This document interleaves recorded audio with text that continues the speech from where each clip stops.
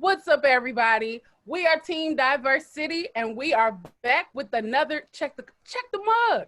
We're back with another unpopular opinion. I'm Tasha LeBray, and I'm here with Cheryl Ingram and Judy Blair down at the. There we go. And today's unpopular opinion is gonna go from Cheryl. Cheryl, take it away. All right, so y'all, today I am going to be talking about people of color, and some of y'all know I actually prefer the term racially stigmatized identities. Stop working for free. We do not work for free. You know what I'm saying? There's some people who will tell you, oh, you need to grind and just take what's given to you, even if it's an opportunity. And what that does is perpetuates some of the issues we have with one, being paid fairly, especially when it comes to industry practices, and just being paid in general.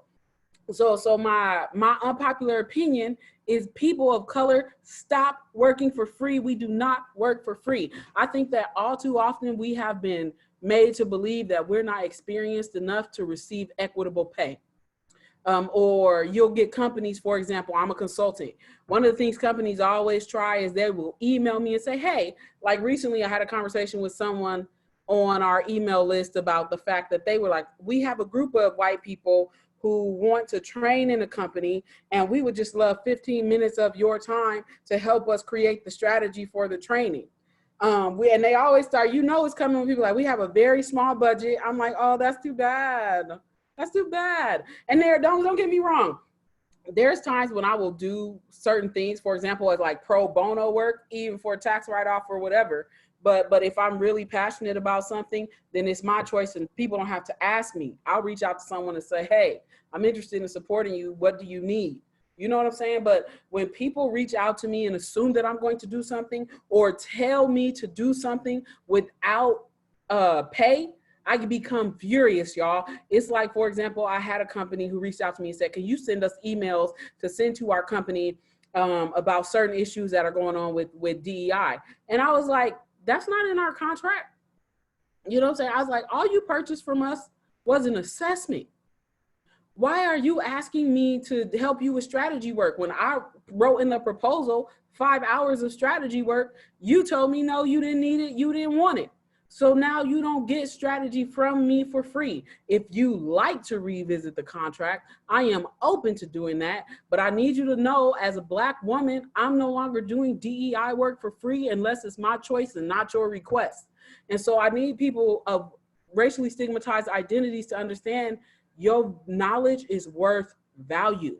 And I'm saying that it's always got to be for money, but if you're going to do the work, you're going to give someone your time, you should be paid equitably for it. Stop doing the work for free, because then that also makes it harder for those of us who do charge and who do believe that. So I need you to stop making the work harder for us, but I also need you to know your worth. That's my unpopular opinion. Say it again, Cheryl. Yes. Damn. Hold on, Judy, I think you muted. I see your lips moving. Yeah. Can you hear me? Yes, there we go. Okay. All right. This work itself, DEI work, is already devalued in our society because people think we should do it out of the goodness of our hearts for the good of the community. And I've actually had someone say that to me, that it should be free. That's for terrible the good idea. of the community. It's horrible. And I know that people with racially stigmatized identities get paid less than I do to do this work. And oh, shit. What happened? We just paused. We can edit that out. okay. Oh, okay. All right. And I just know that people with racially stigmatized identities get paid less to do this work than I do, right? And what I try to do in my own consulting work is make sure that the folks of color who are on the same contract get paid as much or more than I do, right? Or I will just give the whole job to people of color. I'm like, you don't need a white person on this job. But yeah, like, folks of color have historically been underpaid for all of their work, not just DEI, right? Man. And I mean, kind of goes back to all the free labor that this country started with, right? Right. But yeah, if you're a person of color and you're doing work out there, please get yourself paid for it. Know your value. And if you are not sure of your value, talk to a white consultant doing the same work and ask them how much they charge. And if they are the right kind of consultant, they will tell you. Mm. I love that you said that just very quickly, because I didn't even think about it initially, but when I started Diverse City, that's who I reached out to. I reached out to white consultants and said, how much do you charge? Yeah. Mm-hmm.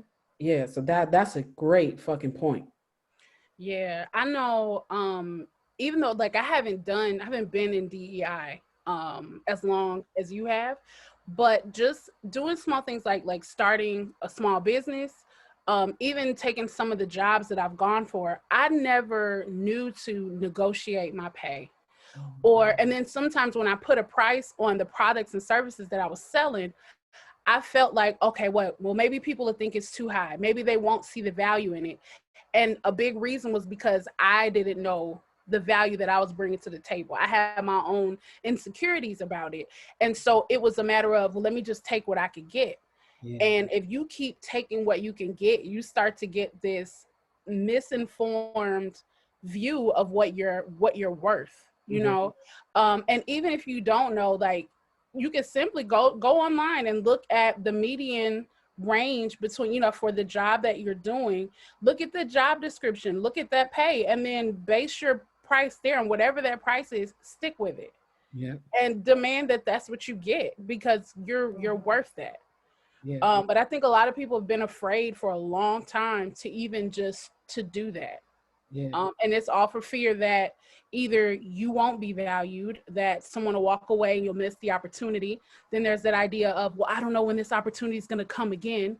Maybe I should just take what I could get and be quiet, you know, and that's how you feel stuck. And then when you see other people that are half as talented as you are, that are making twice as much and surpassing you, then all of a sudden you develop this jealousy. And then it's even more like it just sets the road for the wrong stuff to sink in. Yeah, exactly. I think you made a really great point. A quick note to everybody: if you really have a hard time trying to understand what your rates are, of course you can go look for the annual salary in your region. And if you are a consultant who's charging hourly, take that annual salary, break it down by 52 weeks and by 40 hours a week. You know what I'm saying? And get your hourly rate. And then triple it. You should be paid. Yeah. And sometimes double it. Remember to do it regionally. And I ain't saying that you need to overcharge people. I'm just saying charge people what you're worth, or what the work is that you're being asked to do. You know what I'm saying? And in order to do that, you got to do a little bit of your research. So to any entrepreneur, anybody out there trying to get it, start there. And don't be afraid to ask consultants who are paid well what they charge. Some people gonna give you that information. Some people not gonna give you that information, but I guarantee you it's always gonna be one person that's willing to help you. You know what I'm saying? Yeah. And that's sometimes what you need. I say triple that rate, that hourly rate, because you're paying your own taxes. Facts, right? That's the point. You have a ton of overhead that comes with being a freelancer consultant. And so you need to build that into your rate. So if you're like, oh, well, someone at a regular job gets paid $30 an hour doing this, that's what I'll charge. No, because you will end up making $15 an hour, or maybe even 10 after your taxes and everything. So make sure you are putting everything in that rate. And if someone asks you if you can go lower, say no. Yeah. Because there's another job that's going to come along. Yep. And can I just interject this one little thing? Can we talk about bartering? Now, has anyone ever asked you all to barter services? Yeah. The problem with bartering, and I'm just going to say this because the people that are being asked this will not say this. People who ask to barter services, 9 times out of 10 do not need what you are offering. And so the 9 times out of 10, the person that's asking to barter stands to get more value out of that engagement. So if you're someone who is coming to the table and you're like, these are what my rates are, and someone asks if you can barter, just say no, it's not worth it. They're going to be the client from hell. And if you want to continue to keep that relationship going, you're going to get more of the same of that. But the bartering system, like what people have to offer up, does not always match that value. And if it doesn't match the value, don't take it. Yeah. Or it depends also, I will say, on what they're offering you and if you really need it. Mm-hmm. Because bartering was also a way that I built my company the first year. Mm-hmm. But it was not with every client. I did it for one client out of 3. You know what I'm saying? And that client offered me advertising. They offered me space in their advertisements, and it paid off for me.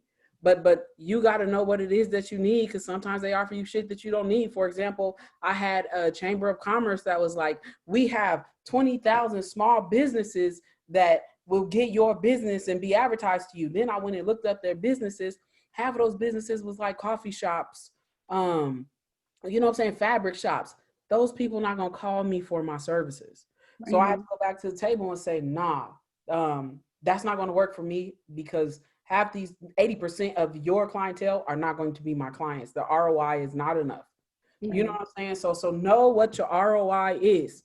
And Judy made a hell of a point about taxes. I mean, because you get hit with all sorts of taxes: payroll taxes, sales taxes, state taxes, federal taxes. You know what I'm saying? So make sure you either calculate those in your rates or put them in your contract and say that you will be charged taxes when we invoice you that are not in your proposal. So you need to budget for that. We've done that now, especially, and most companies don't argue with us when we say that, because they understand. But some companies will say, well, we don't want to pay taxes. I say, okay, then our rates have to go up.